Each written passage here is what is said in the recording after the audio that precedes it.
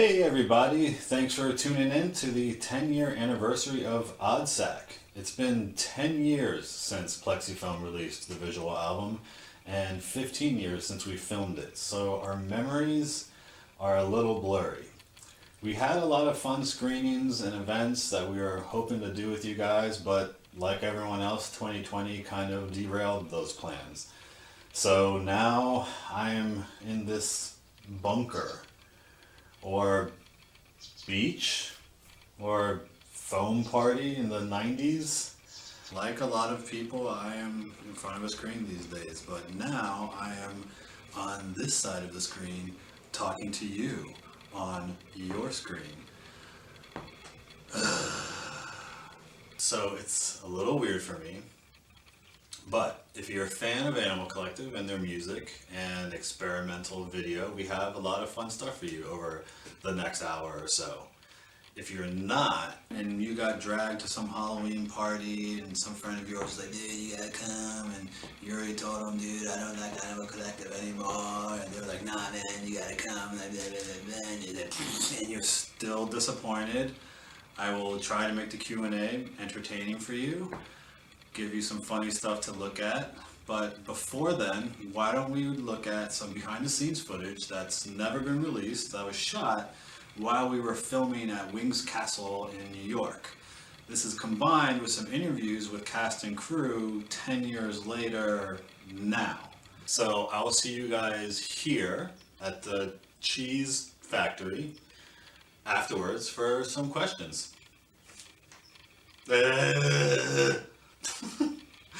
Bye, guys.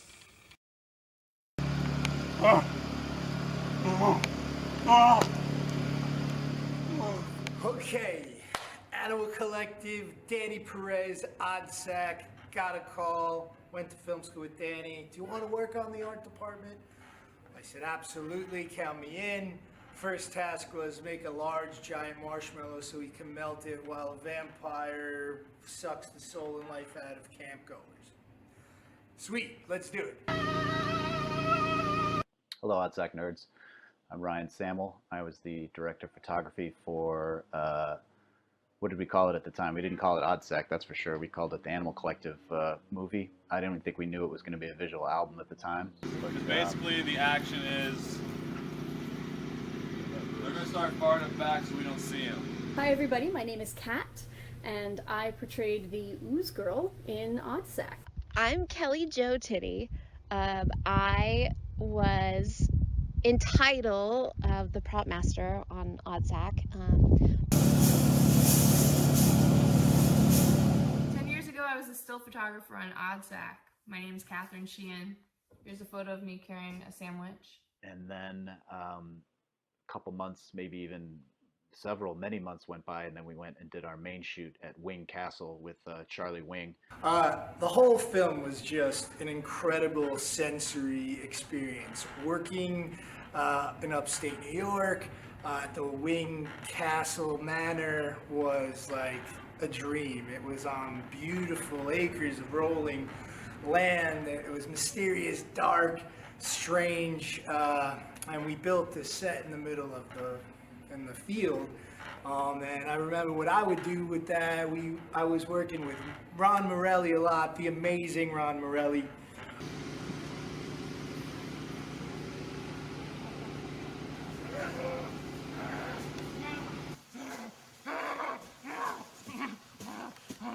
I also didn't know what the name of the overall project was for literal years after we finished filming. So I think more than anything that just speaks to the really unique, amazing nature of this particular project.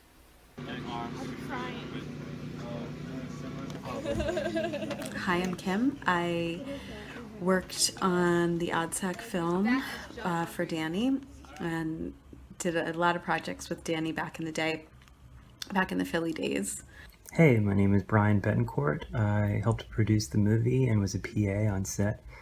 Danny asked me to share some memories from the production, and I remembered I had a camera with me, so I thought I'd dig up some photos and share them with you. But when I got there, everybody was so nice and so accepting and so, I keep saying collaboration and collaborative, but it really was like everybody was working together. And at a certain point, I think we called for a production meeting or something. We were all just kind of gathering, and that's when I realized that the guys were not just sitting in some back room letting us film. They were actually out there building the freaking set. They were there with the tools and the making things happen. It was really, really awesome. It was such a great environment. I mean, the sounds alone, just walking through the set, from all of the natural sounds of the being outdoors, but then the generators and the fire twirlers. I mean, the fire spinners were this whole other element of energy happening kind of in the darkness in all these different corners. So it was like giant fireflies that kind of were swooping in and out. And This night was scary because Dave couldn't see in his mask, and he's walking straight ahead next to fire dancers. The whole thing was something I'll never forget. And he's playing the auto harp, which was really amazing to hear and capture. And I would record little bits of video in between the shots. I just always would document everything, so maybe some of that footage will come in here. Boop, beep. Steve, my gaffer, was outstanding. We had a pack of crazy gels, or party gels, then we used them whenever we could, however we could. And then we did another shoot. Yeah, that, like I said, that was a blast. That was just great. Jim Mickle was there. One of the most fun experiences I've had making something. I was the AD on that shoot, and I just remember every night getting to hang out with really good friends and incredibly talented people, kind of pulling together for one reason, which was to pull off Danny's and Animal Collective's awesome ideas, visual, kinetic, nightmarish ideas. Sad Dracula getting a touch-up. I just remember Chuck's mom being like, it just reeks of creativity around here. You know, like you would turn one corner and Kristen would be painting Dave in like red glitter, you know, and then you turn another corner and you're just in this weird castle. You know, Chuck's dad would be ripping around on the property.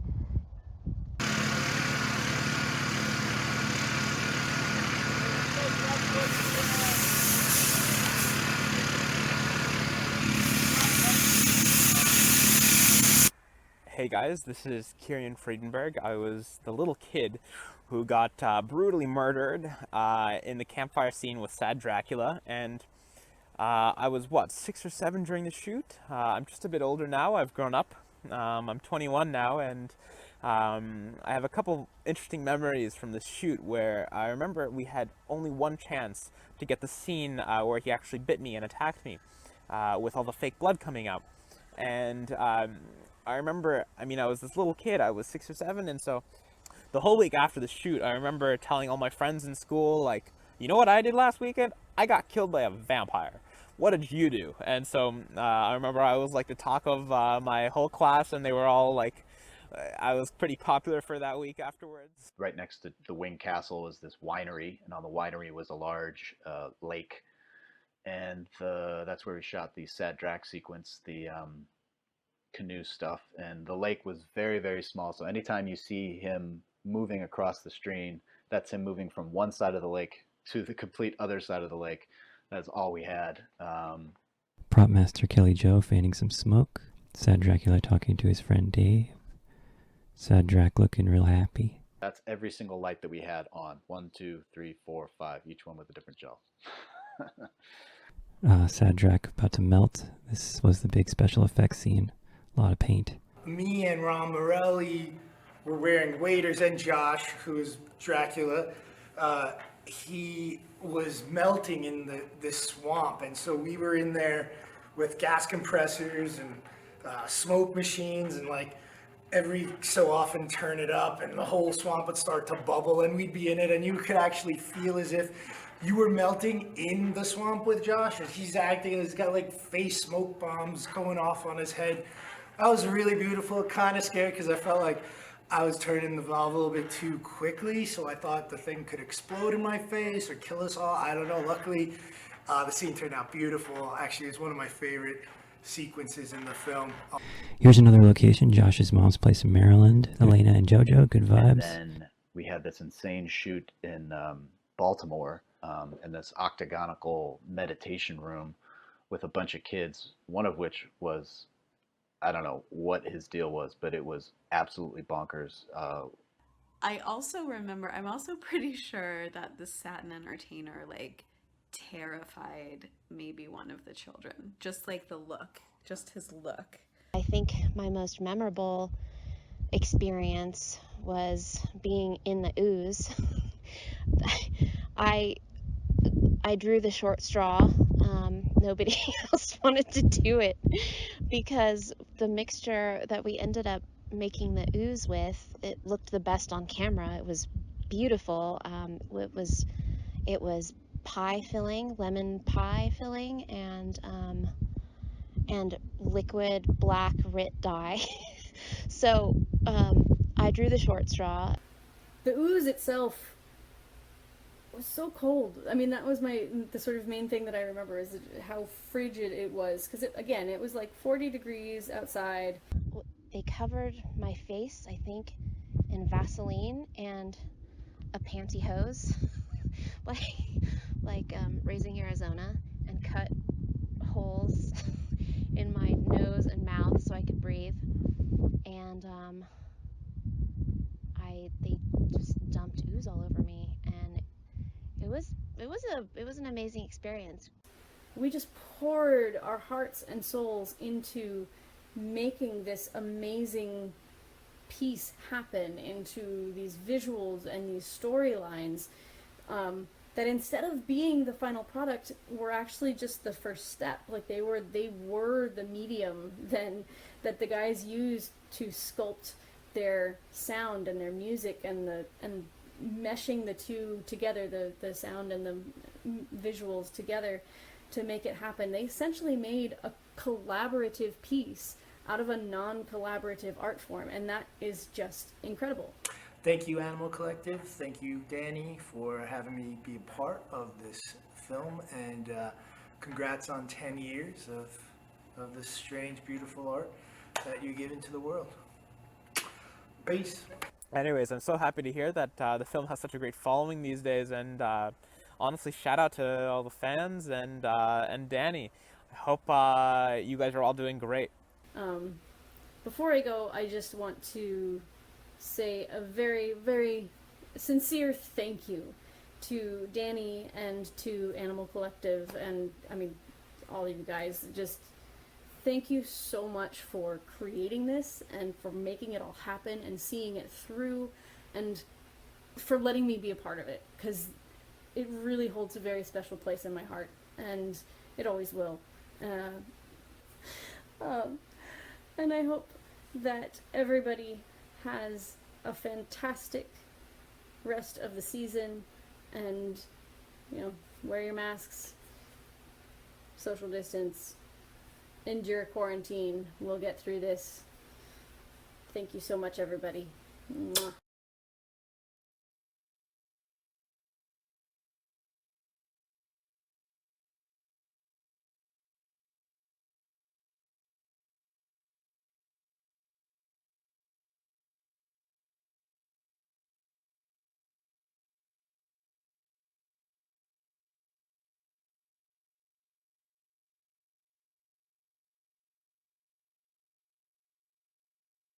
Why don't we take some questions?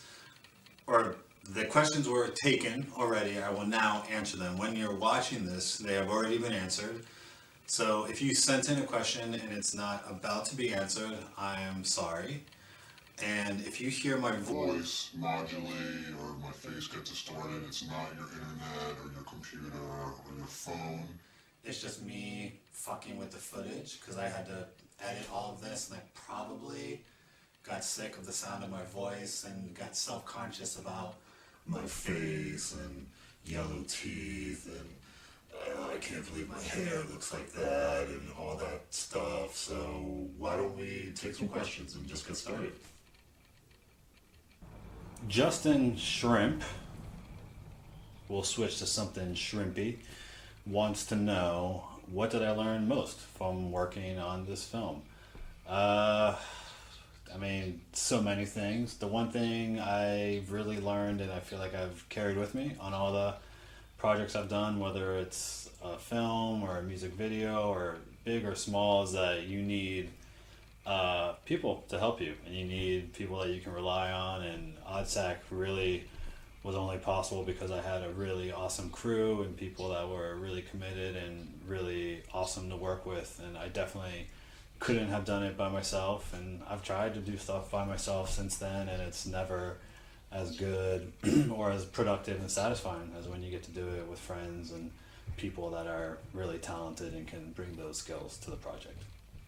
He Drinks a Whiskey Drink wants to know, what was the most challenging scene to film and why? I would say the campfire scene overall with the kids and the parents was the hardest, just because I had the most moving parts and I knew I had to get certain shots to kind of sell what little narrative I was trying to get by. So yeah, combined with just it being a night shoot and there was child actors and there was makeup and special effects, it was a lot to kind of do in one night, but fortunately I was lucky that everyone was on board to do it.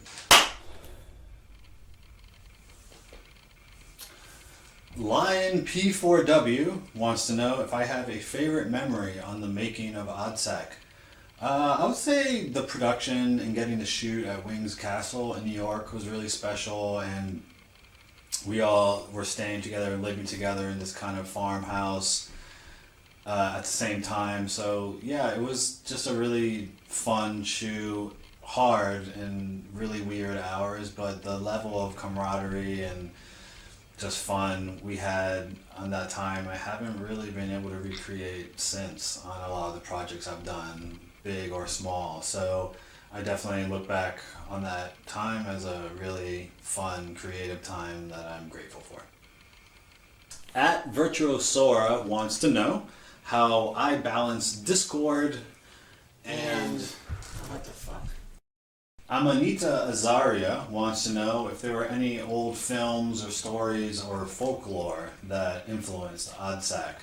I would say yeah, for sure. I mean, everything from the design of the vampire in Herzog's Nosferatu to an old film like Begotten, as far as the visual aesthetic to that film, definitely influenced Oddsac.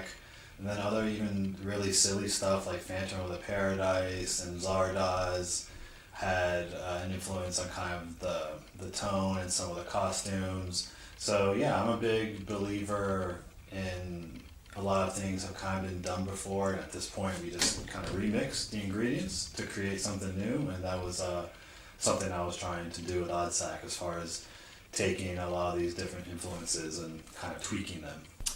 Brownie Cove, that's a good Instagram name. Could be something delicious or dirty, or maybe both. But what Brownie Cove wants to know is, in terms of my process, do I feel more like a painter, a sculptor, or like I'm doing a collage?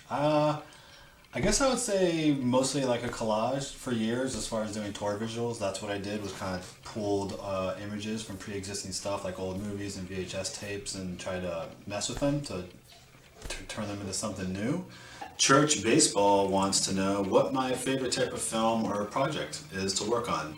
At this point, I would say I really love going on tour and making concert visuals and having that experience of a live performance and getting to be in a different venue every night. Yeah, just as a filmmaker, to have that opportunity to bring like a physical interaction to the medium is really fun for me, as opposed to when you work on a film or a video and then it just lives on the screen and you're kind of at the mercy of people watching it and can't really do. In a concert or a live installation kind of situation, you can be a lot more interactive, and I find that really fun. At Virtuosora wants to know how I balance discord and cohesion in my creations. Well, I have never been accused of being a well-balanced person, so I am definitely someone that enjoys a fair amount of chaos and manic energy to kind of get things done. So for me, I think it's just a matter of kind of being able to pull that expression out of yourself and put it up on the screen. Even if it's a negative feeling or an awkward feeling, I would rather put that out there for other people to absorb or relate to than let it fester inside myself.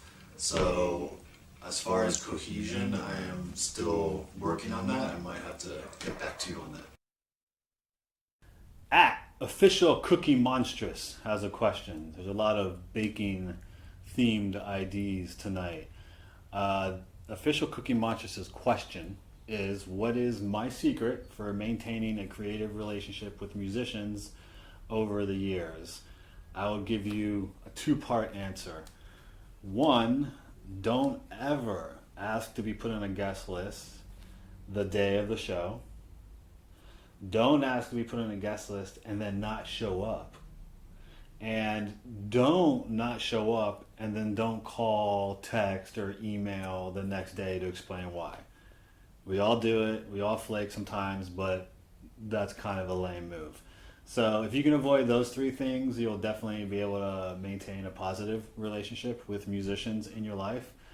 The other part to this answer is cookie related. I'm going to go off course a little bit, but I feel the need to share this information I have. The secret to very chewy chocolate chip cookies is most recipes will call for 2 eggs. As opposed to 2 eggs, you'll do 1 whole egg, and then the second egg, just do the yolk. Like take the white out and just do the yolk. That, and put a little less flour than they usually call for, and you'll have some very chewy cookies. Bing Bong Zalk asked me how I would explain this movie to my mother. Damn, Bing Bong. That is a tough one. I would explain this to my mother.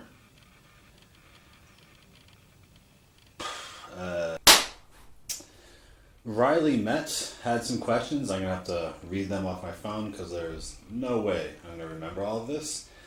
But Riley asked, Oddsac utilizes practical effects on par with some of horror's most legendary makeup artists, particularly the 80s gooey area. Yeah, I love that stuff. What films and or artists would you say serve as some of the largest inspirations to you? I like a lot of Henenlotter's films like Basket Case and Brain Damage, and Larry Cohen's movies like The Stuff are fantastic. So yeah, you're not wrong as far as those being an influence. I definitely would not put myself on the same level as those films, but I do enjoy the use of practical effects as far as giving the actors and performers something to interact with. I am going to mangle this Instagram name. Tserfe, Tserfe, wants to know what my experience was like directing Animal Collective and if I was surprised by anything. I would say that they were all troopers and had to deal with some pretty weird situations as far as the costumes and the makeup they had to wear. But Josh, above everyone, had to deal with the craziest situation as far as doing the sad Dracula melting scene.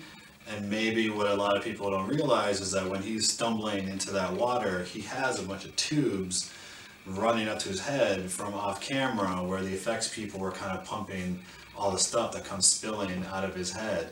And he had to just dive into that really dark, muddy swamp water. It wasn't a swamp, it was more just like a patchy lake or a bog, if you will.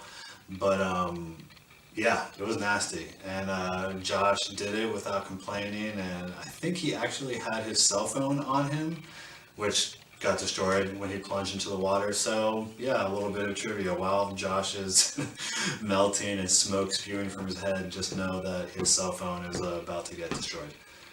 Bing bong, bing bong, bing. That's a good question, Bing Bong.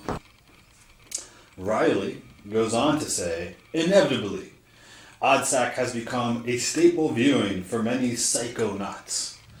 Was there any intention for that when creating the film? I definitely prefer the term psychonauts than stoner, although the plural can be problematic, psychonautsies, and it kind of seems like we have a problem lately with psychonautsies running around. That being said, yeah, I'm certainly happy to contribute something to that shelf, so to speak. You know, some of my happiest memories growing up were watching kind of cult and midnight movies in friends' parents' basements, and always the funnest part of tour, besides actually getting to do the shows, is the end of the night in a hotel room and just watching whatever is on TV in a kind of weird stream of consciousness as far as whatever stations are available. So yeah, I like to hang out with friends and watch TV. That's still one of my favorite things to do. Damn. Bing bong. My mother. Hurt Alec asked me, what is the most memorable reaction I've had to the movie?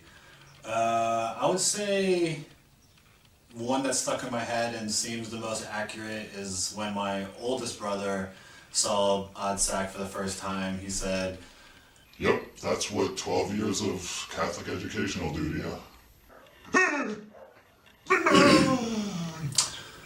Dad Collective wrote in with a really good question. They asked if there's any group or band, alive or dead, that I could do another visual album with, who would it be? And I think a lot of people might not know this about me, but I have a huge love of 60s sunshine pop, and there's this group called The Millennium that this guy Kurt Bocher was kind of the mastermind producer behind it all, and he kind of organized a lot of these different sessions, studio musicians and singers, and they would do solo projects and splinter off into these kind of different configurations. But it's just really fun, really buoyant, jubilant stuff, and the production is really wild with androgynous male vocals, which I'm a huge fan of. And on the end of that spectrum, I would also throw in Aphrodite's Child. Obviously, anything Vangelis does is pretty cinematic, but when you add those delicious vocals of Demi Russo's, it's just awesome. Good morning, you fucker. You touched the one thing you should have.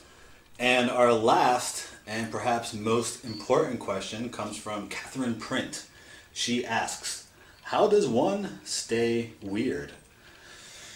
Well, I would say to stay weird, you should look at the world around you, look at the world that's bubbling up around us and everything it does in the pursuit of success and wealth, and do the opposite. The world is a pretty dark, scary place these days, and to be weird is to have an open mind and treat people with love and respect. So I would urge everyone to do that. Happy Halloween, everybody. I hope you had a good time. Thanks for watching and digging Oddsac after all these years. I hope you're well and weirdos stick together. Be good. Bye.